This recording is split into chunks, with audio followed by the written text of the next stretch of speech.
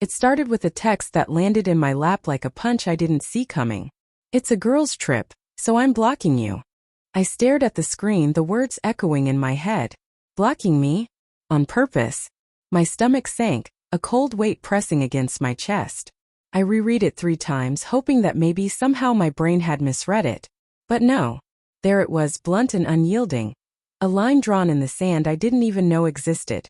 I should have been calm, rational, logical, but none of that was possible. My heart was pounding, a drumbeat of disbelief, confusion, and a creeping sense of dread. I typed a reply, deleted it, typed another, and deleted again.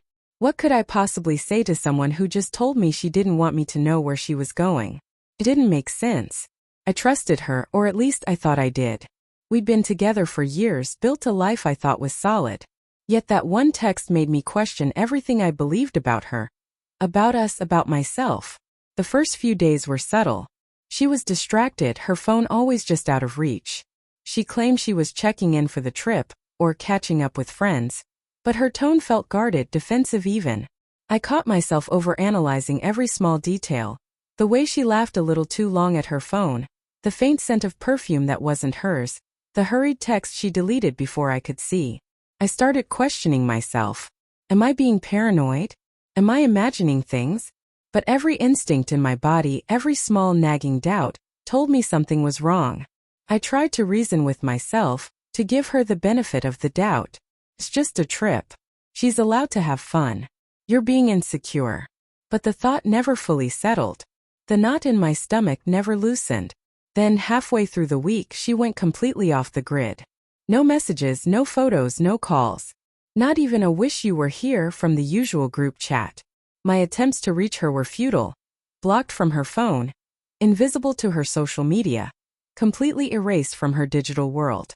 Panic and suspicion collided, gnawing at me day and night. I started digging. Not because I wanted to hurt her, but because I needed the truth, needed to know what I had allowed to slip through my fingers. What I discovered shocked me, and it didn't even come through a confrontation. It came through a single careless photo someone had posted to the Trips group page. A picture of her smiling, leaning close to a man I didn't recognize. His arm rested casually around her shoulders. I stared at the image, my stomach twisting into knots, my hands shaking. That smile, the warmth, the intimacy, it wasn't meant for me. That laughter, the way her eyes crinkled, the tilt of her head. Those were private gestures we had shared. Gestures that had belonged only to us. And here they were, given freely to someone else. I tried to convince myself it could be innocent. Maybe a friend's partner? Maybe she was joking? But even as I searched for excuses, the gut-wrenching truth pressed in. She had allowed someone else into the space where we had been. She had let someone else take the place I thought I held. I went back through the months leading up to this. The small lies, the excuses, the moments that didn't feel quite right.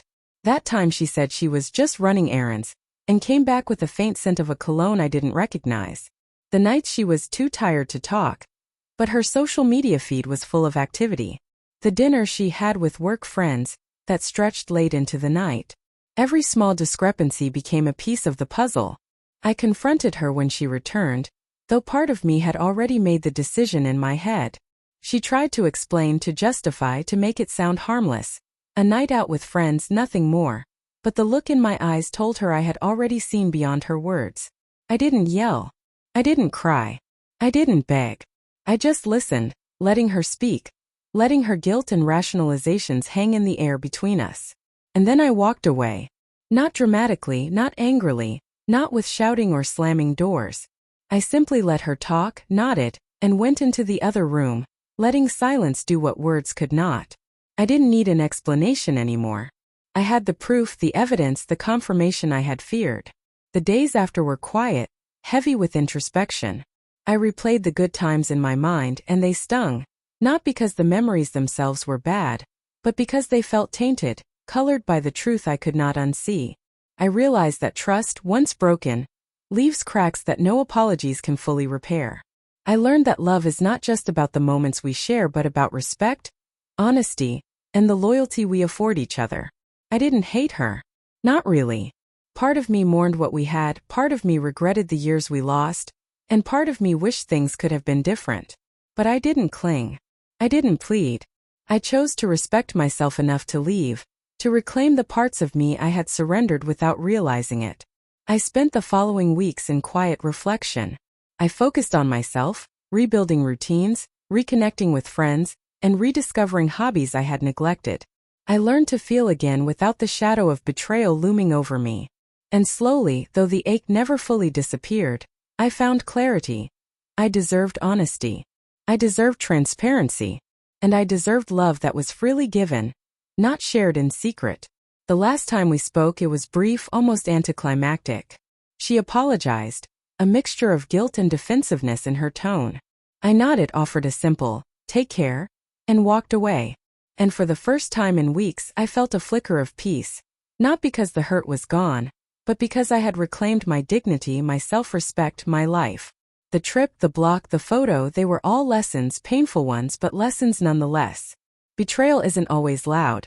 Sometimes it's a text, a gesture, a choice that slowly erodes trust until there's nothing left to hold on to. And sometimes survival means walking away without drama, without shouting, without clinging to what is already gone. She said, "It's a girl's trip, so I'm blocking you." And in that shocking moment, she revealed a truth I wasn't ready for. What I discovered hurt more than anything I could have imagined. But in the end, it also saved me from illusions, from false comfort, from clinging to someone who no longer valued what we had. And walking away quietly, I found something she couldn't take from me, myself.